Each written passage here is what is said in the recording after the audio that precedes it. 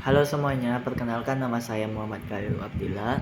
Jadi kali ini saya akan membahas tentang proses manajemen, yaitu bagaimana OS mengatur semua pekerjaan komputer.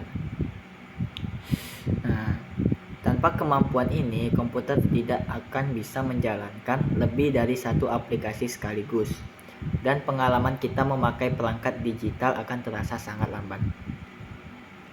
Nah, sebelum kita bahas nih cara kerjanya, kita perlu memahami dulu apa itu proses.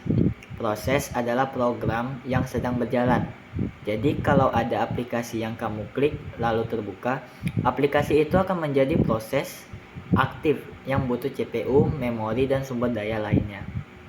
Contohnya nih, kamu buka YouTube, nah itu satu proses. Dan juga kamu buka WhatsApp nih, itu proses yang lainnya.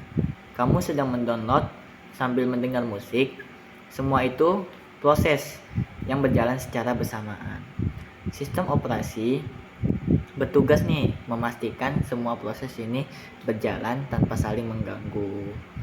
Nah, setiap prosesnya punya daur hidup yang biasanya terdiri dari beberapa tahap.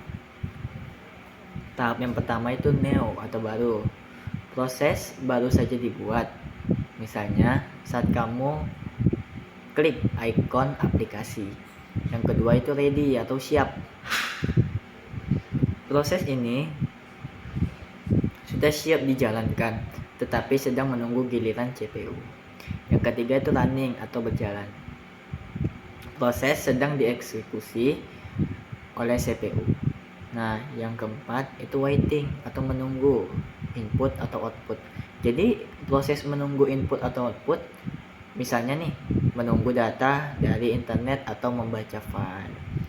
Nah, yang kelima itu proses selesai dijalankan atau dihentikan. Nah, namanya itu terminated atau selesai. Sistem operasi lah yang mengatur perpindahan antara status ini dengan kecepatan sangat tinggi, bahkan ribuan kali per detik. Nah, karena banyaknya nih proses berjalan dalam satu waktu, sistem operasi butuh scheduler, yaitu komponen yang menentukan proses mana yang boleh menggunakan CPU. Nah, beberapa algoritma nih penjadwalan yang terkenal antara lain FCFS atau first come first serve. Proses yang datang duluan dijalankan duluan, sederhana tapi tidak terlalu efisien.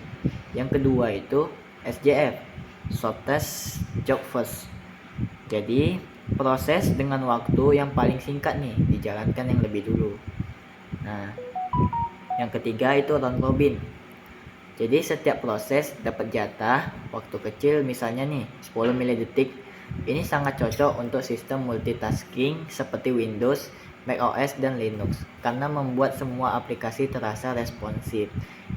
Nah, yang selanjutnya itu priority scheduling. Proses diberi prioritas. Jadi, yang lebih penting mendapatkan giliran lebih dulu. Nah, jadi melalui algoritma ini, sistem operasi membuat komputer terasa berjalan bersamaan. Padahal mah sebenarnya CPU berpindah-pindah proses dengan sangat cepat. Nah, salah satu teknik paling penting dalam manajemen proses adalah context switching. Context switching terjadi ketika CPU berpindah dari satu proses ke proses lainnya. Nah, OS menyimpan konteks proses pertama, isi register, posisi program, data sementara, lalu memuat konteks proses berikutnya. Walaupun proses ini terjadi dalam mikrodetik, hasilnya luar biasa. Kamu bisa browsing sambil dengerin musik, mengetik sambil download file, bahkan main game sambil live streaming. Semua itu berkat konteks switching. Nah, untuk menyimpan semua informasi ini tentang proses, OS menggunakan struktur data khusus bernama Process Control Block atau PCB. PCB itu berisinya ID proses atau PID, status proses, informasi penggunaan CPU, alamat memori, dan info tentang file yang dibuka. dan data lainnya yang dibutuhkan saat proses bergantian. Nah, jadi manajemen proses ini adalah jantung dari sistem operasi modern yang mengatur bagaimana program dijalankan, bagaimana giliran CPU dibagi, dan bagaimana proses berpindah dengan cepat, dan bagaimana komputer bisa multitasking. Nah, jadi terima kasih untuk mendengarkan penjelasan kali ini. Semoga penjelasan ini membuat kamu lebih paham apa yang terjadi di balik layar setiap kali kamu menggunakan komputer atau smartphone. Terima kasih sudah mendengarkan. Sampai jumpa.